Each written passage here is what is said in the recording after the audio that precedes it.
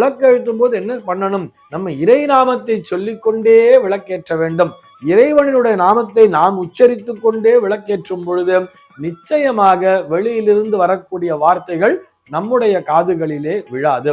இறை வழிபாடு என்பதை மேற்கொள்ளும் பொழுது அக்கம் பக்கத்துல யார் என்ன பேசினா என்ன, அது நம்முடைய காதுல விழக்கூடாது தானே. இன்னைக்கு நம்ம என்ன பார்க்க போறோம் சொல்லி பார்த்தோம்னா, ஒரு நேயரினுடைய கேள்விக்கான விடையைத்தான் பார்க்க போகிறோம். அந்த நேயர் என்ன கேட்டிருக்காரு அப்படின்னு சொல்லி பார்த்தோம்னா, காலையிலோ மாலையிலோ நாம் விளக்கேற்றி வழிபடும் பொழுது தொலைக்காட்சியிலோ அல்லது அக்கம் பக்கத்திலோ எதிர்மறையான பேச்சுக்களை கேட்க நேர்ந்தால் மனம் சஞ்சலப்படுகிறது. இதற்கான தீர்வு என்ன என்பதுதான் அவருடைய கேள்வியாக அமைந்திருக்கிறது. இதற்கான தீர்வு அப்படின்னு சொன்னா, இந்த பிரச்சனைக்கான முற்றுப்புள்ளி அப்படிங்கிற மாதிரி எடுத்துக்கலாம். அதற்கு முன்னதாக திடீர்னு மனம் சஞ்சலப்படுறது, இந்த மாதிரி நம்ம ஒரு விளக்கேற்றி வழிபட்டு இருக்கோம், அப்பதான் வெளியிலிருந்து ஒரு அமங்கலமான வார்த்தைகள் நம்முடைய காதிலே விழுகிறது. அது அக்கம் பக்கத்து வீட்டுல இருந்து கூட வரலாம், அல்லது நம்ம வீட்டிலேயே கூட ஒரு தொலைக்காட்சி ஓடிக்கொண்டிருக்கிறதுன்னு சொன்னா தொலைக்காட்சியில இடம்பெறக்கூடிய ஒரு சில நிகழ்ச்சிகளில் இருந்து கூட அது போன்ற வார்த்தைகள் என்பது வெளிப்படலாம்.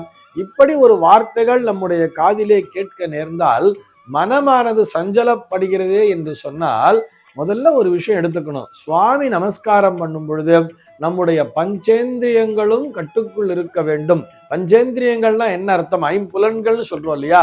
இந்த ஐம்புலன்களையும் அடக்கித்தான் நாம் இறைவனை வழிபட வேண்டும். ஐம்புலன்களும் நம்முடைய கட்டுக்குள் இருக்க வேண்டும். ஐம்புலன்கள்னா என்ன? மெய், வாய், கண், மூக்கு, செவி. மெய், வாய், கண், மூக்கு, செவி. செவியை ஐந்தாவதாக தான் வைத்திருக்கிறார்கள்.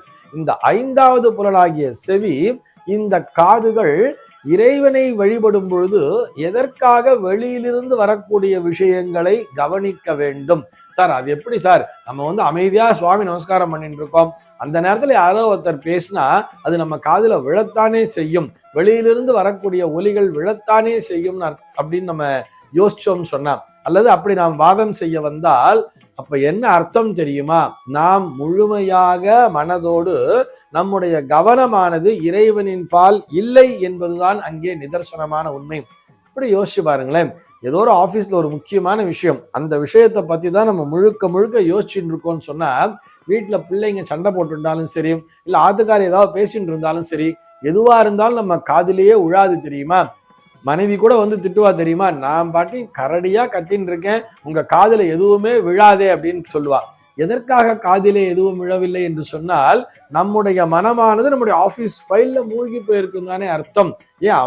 ஏன் ஏதோ வாட்ஸ்அப்ல ஒரு வீடியோவை பார்த்துட்டு இருக்கோம், வாட்ஸ்அப்ல ஒரு வீடியோ பார்த்துட்டு இருக்கோம்னு வரும்பொழுது அங்க அம்மாவோ அப்பாவோ கூப்பிட்டா கூட நம்ம காதிலே விழாது தெரியுமா? கூப்பிடுற ஒலி ஏதோ ஒண்ணு கேட்கும், ஆனா யாரை கூப்பிடுறான்னே தெரியாது. ஏன்னா நம்ம அந்த அளவிற்கு நம்முடைய கவனமானது அந்த காணொலியை தான் நம்ம பார்த்துட்டு இருப்போம், அந்த வீடியோவை நம்ம பார்த்துட்டே இருப்போம். அதனால நமக்கு காதுல எதுவுமே கேட்காது. அதன்பால் நம்முடைய ஈடுபாடு என்பது செல்லும் பொழுது அதே மாதிரி தானே இறை வழிபாடு என்பதை மேற்கொள்ளும் பொழுது அக்கம் பக்கத்துல யார் என்ன பேசினா என்ன, அது நம்முடைய காதுல விழக்கூடாது தானே. இப்ப அதற்கான பிராக்டிசிங் அப்படிங்கிறதுக்குள்ள வரணும். நம்ம விளக்கேத்தி வழிபடுறோம் சொல்லும் பொழுது நமக்குள்ளாக நாம் இறை நாமத்தை ஜபித்து கொண்டே இருக்க வேண்டும். இறைவனினுடைய நாமத்தை நாம் உச்சரித்து கொண்டே இருக்கிறோம் என்று சொன்னால், நம்முடைய மனதிலே நாம் எதை உச்சரிக்கிறோமோ அந்த வார்த்தை மட்டும்தான் நம்முடைய காதுகளிலே விழுந்து கொண்டிருக்கும் அல்லவா? யோசிச்சு பாருங்க. நன்னா நீங்க வேணா பிராக்டிஸ் கூட பண்ணி பார்க்கலாம்.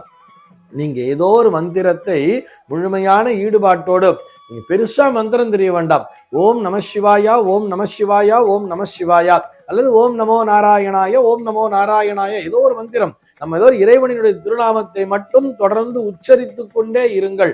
தொடர்ந்து கண்ணை மூடிக்கொண்டு ஜபம் செய்து கொண்டே இருங்கள். அந்த நேரத்திலே நீங்கள் மனதிற்குள்ளாக எந்த வார்த்தையை உச்சரிக்கிறீர்களோ அது மட்டும்தானே உங்களுடைய காதுகளிலே ஒலிக்கும். வெளியிலிருந்து யார் என்ன பேசினாலும் அது தெளிவாக நம்முடைய மூளைக்குள் சேரவே சேராது தானே. இது நிதர்சனமான உண்மை தானே. பிராக்டிஸ் கூட பண்ணி பார்க்கலாம், நம்ம செக் பண்ணி கூட பார்க்கலாம் பிராக்டிக்கலா அப்படிங்கிறதுக்காக சொல்றேன். நம்ம எதை தொடர்ந்து உச்சரித்து கொண்டிருக்கிறோமோ, அந்த வார்த்தையினுடைய பொருள் புரிந்து உச்சரித்து கொண்டிருக்கிறோமோ, நாம் மனதிற்குள்ளாகவே உச்சரித்து கொண்டிருந்தால் கூட அதுதான் நம்முடைய காதுகளிலே ஒலிக்கும். நாம் அதனை நிறுத்தினால் மட்டும்தான், நாம் மனதிற்குள்ளாக அந்த வார்த்தைகளை உச்சரிப்பதை நிறுத்தினால் மட்டும்தான் வெளியிலிருந்து வரக்கூடிய வார்த்தைகள் நம்முடைய காதுகளிலே வந்து விழும். பொதுவா நம்ம வீட்டுல கூட சரி, ஏதோ ஒண்ணு நம்ம பேசிக்கிட்டே இருக்கோம், நமக்குள்ளாக நம்ம பேசிக்கிட்டு இருக்கோன்னே வச்சுப்போமே. வீட்டுல ஒரு கணவன் மனைவி பேசிக்கிட்டே இருக்காங்கன்னு கூட வச்சுப்போம். வெளியிலிருந்து ஏதோ ஒரு வார்த்தை கேட்குதுன்னு சொன்னா, கொஞ்சம் இரு யாரோ கூப்பிடுறாங்க போல இருக்கு அப்படின்னு சொல்லுவோம் தெரியுமா? அப்ப நமக்குள்ளாக நாம் பேசிக்கொண்டிருக்கும் பொழுது வெளியிலிருந்து வரக்கூடிய வார்த்தைகள் சரிவர நம்முடைய காதுகளிலே விழாது. அதில் இருக்கக்கூடிய வார்த்தைகளுடைய பொருளும் புரியாது தானே. அப்ப என்ன அர்த்தம்? இந்த நேயர் கேட்டிருக்கக்கூடிய கேள்விக்கு நேரடியாக விடையளிக்க வேண்டும் என்று சொன்னால், உங்களுடைய பக்தியில்தான் குறை இருக்கிறது. நீங்கள் இறைவனை முழுமையான மனதோடு முழுமையாக உங்களுடைய சிந்தனையானது அந்த இடத்திலே ஒருமுகப்படவில்லை என்பதுதானே அர்த்தம். ஆக சிந்தனையை ஒருமுகப்படுத்துங்கள். அப்படி விளக்கெழுத்தும் போது என்ன பண்ணணும்? நம்ம இறை நாமத்தை சொல்லிக்கொண்டே விளக்கேற்ற வேண்டும். இறைவனுடைய நாமத்தை நாம் உச்சரித்து கொண்டே விளக்கேற்றும் பொழுது நிச்சயமாக வெளியிலிருந்து வரக்கூடிய வார்த்தைகள் நம்முடைய காதுகளிலே விழாது. சரி சார், இந்த பிரச்சனைக்கு நிரந்தரமான தீர்வு என்ன அப்படின்னு கேட்டா, நம்ம அந்த மாதிரி விளக்கேற்றும் பொழுது வீட்டுல தொலைக்காட்சி பெட்டியை அணைத்து வைக்க வேண்டும், அல்லது அதை மியூட் பண்ணி வச்சிடணும்.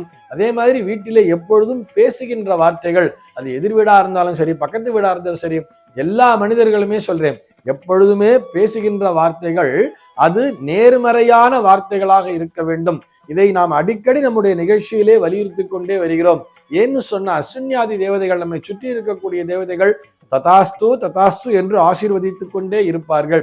நம்ம என்ன பேசுறோமோ அதுதான் நடக்கும், அப்படியே ஆகட்டும் என்ற பொருளிலே அவர்கள் ததாஸ்து என்று சொல்லிக்கொண்டே இருப்பார்கள். வரும்பொழுது நம்ம வீட்டிலே பேசும் பொழுது கூட எப்பொழுதுமே நல்ல வார்த்தைகளையே பேச வேண்டும்.